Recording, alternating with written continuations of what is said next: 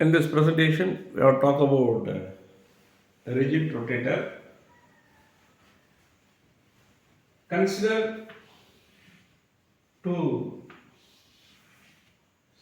masses M1 and M2. These two are spherical bodies attached by a fixed distance and capable of rotating about an axis, passing through the center of mass of the system is called a rigid rotator. Here the mass M1 is at a distance R1 from the center of mass and M2 is at a distance R2 from the center of mass. Here R equal to R1 plus R2 and M1 R1 equal to M2 R2. Now we can introduce a new concept I equal to M1 square. Here M is our reduced mass.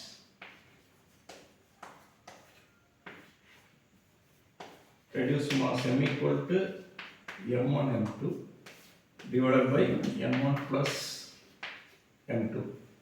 Now the system is reduced from two body problem to a single body problem.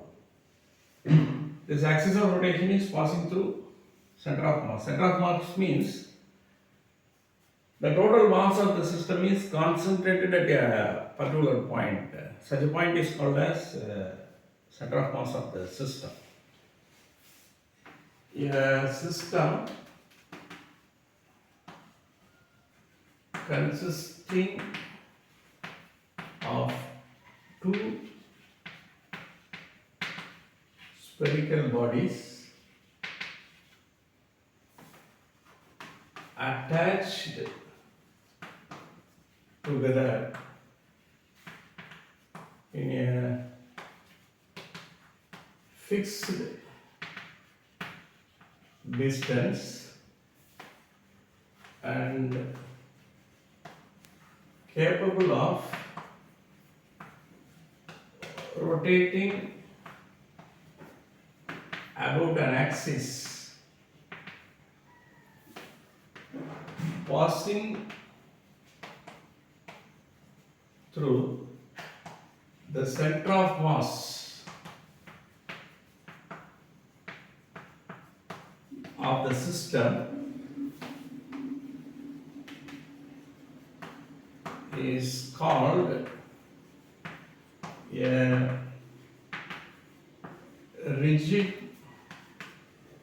rotator. To get the energy eigenvalue and eigenfunction of the rigid rotator, we have to use the Schrodinger time independent wave equation in terms of spherical polar coordinates r, theta and pi. Schrodinger time independent wave equation in spherical polar coordinates is 1 by r square dou by dou r square into dou psi by dou r is 1 by r square sin theta dou by dou theta sin theta dou psi by dou theta plus 1 by r square sin square theta dou square psi by dou pi square plus 2m by h cross square e minus b enterence multiplied by psi equal to 0. See, this is the Schrodinger time independent wave equation in terms of r, theta and phi. For a rigid rotator,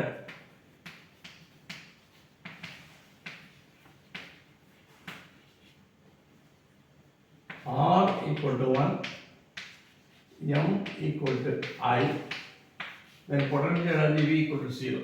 You know that I equal to mr square. If you put r equal to 1, then m equal to I.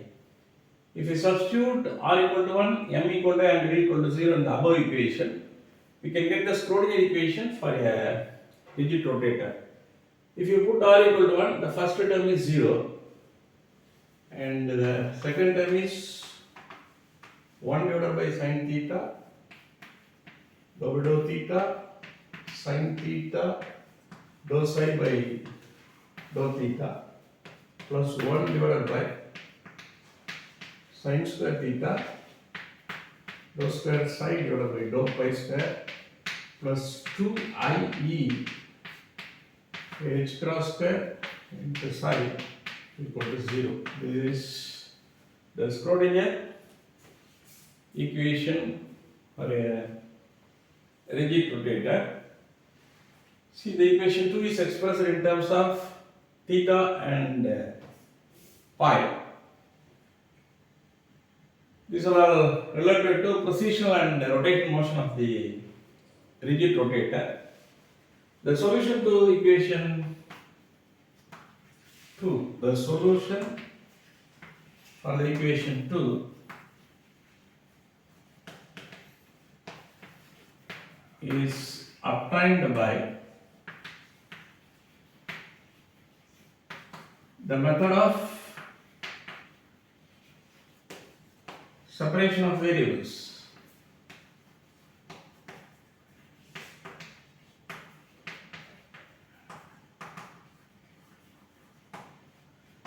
Psi of theta comma phi equal to capital theta of theta, capital pi of pi. This is the solution for the equation 3. Psi is the function of theta and pi. Now in the above equation 2, replace psi by means of theta and pi of pi. 1 by sin theta, dou by dou theta, sin theta, dou by dou small theta of capital theta of theta, capital pi of pi, plus 1 divided by sin square theta, dou square by dou pi square, capital theta of theta, capital pi of pi, plus 2 ie by h cross square, capital theta of theta, capital pi of pi, entire is equal to 0. So this is equation 4. Just we have replaced psi by means of theta of theta, pi of pi. Theta of theta, pi of pi. Theta of theta, pi of pi. Now we have to divide each and every term of equation 4 by means of theta, pi of pi. Now divide all the terms of equation 4 by theta of theta, pi of pi. We get 1 divided by sin theta into 1 by capital theta of theta, dou by dou theta of sin theta, dou capital theta divided by dou small theta, plus 1 divided by sin square theta into 1 divided by capital pi, dou square capital pi divided by dou pi square, plus 2 ie by h cross square equal to 0. This is equation number 5.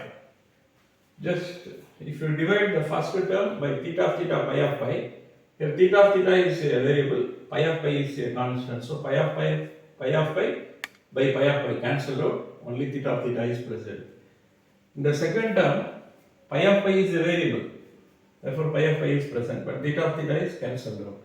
In the third term, these two are cancelled because we have divided all the terms of equation phi by theta of theta and pi of phi. See this term. This is expressed in terms of theta and pi. In order to convert this term only in terms of pi, now multiply each and every term of equation 5 by sin square theta. 5 into sin square theta gives sin theta by capital theta of theta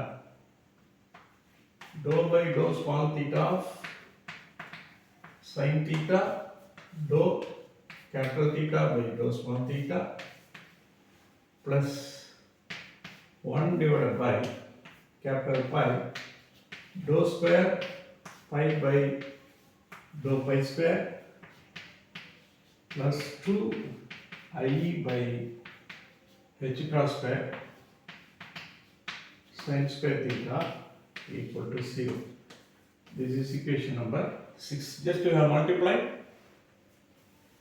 all the terms by sin square theta.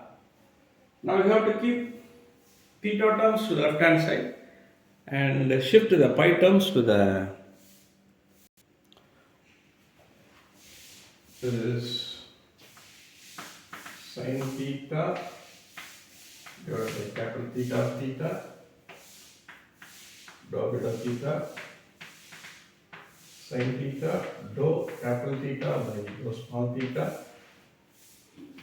plus 2 IE by h cross square sin square theta is small theta, which is equal to minus 1 divided by capital pi dou square capital pi divided by dou pi square. This is equation 7. See this equation 7. The left hand side is expressed in terms of theta, whereas the right hand side is expressed in terms of pi.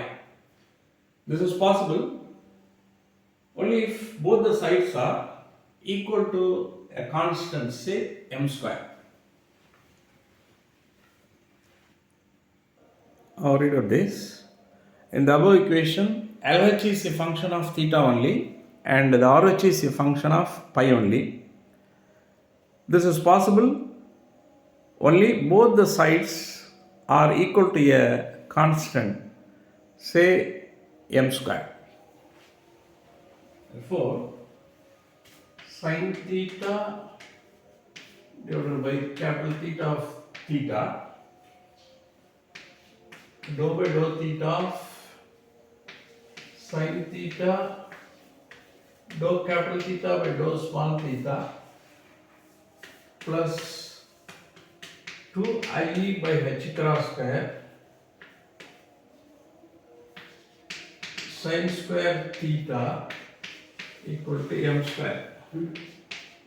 This is equation 8 and minus 1 divided by capital pi dou square capital pi divided by dou small pi square is equal to m square. This is equation 9. Both the sides are separately equal to a constant, say m square. From this you have to find out the pi equation and theta equation. Now the pi equation is derived from equation 9.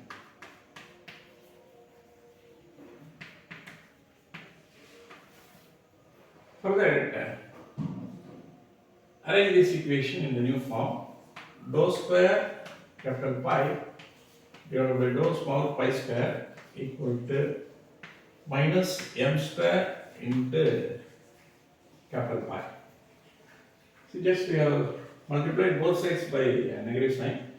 Dou square pi divided by dou pi square is equal to minus m square into pi. Bring this m square pi to the left hand side. Dou square capital pi divided by dou small pi square m square capital pi equal to 0. This is equation number 10. Now we have to write the solution for equation 10. The solution for equation 10 is pi equal to a e power im pi. So this is equation number 11. If a is normalization constant,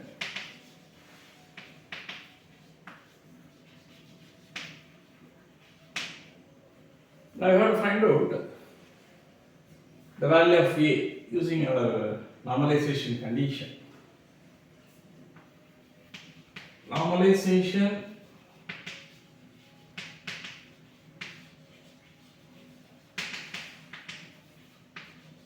condition is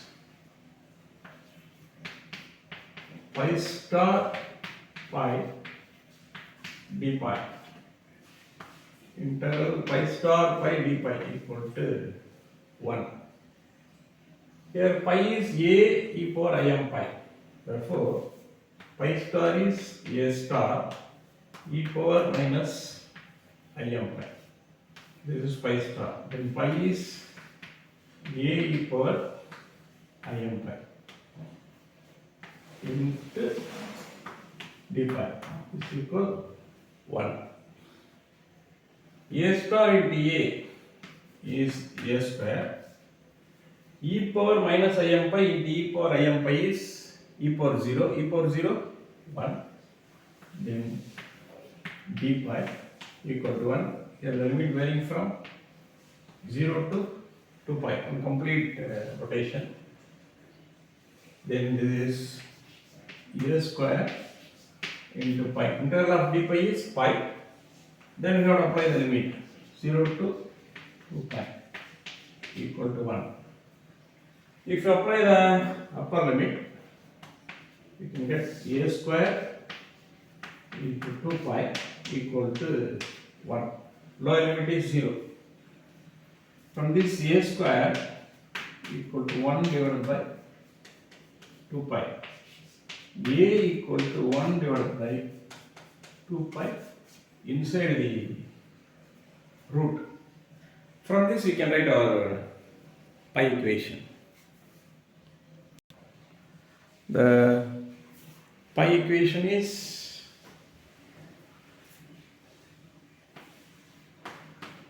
pi equal to the value of a 1 divided by root pi e power im pi.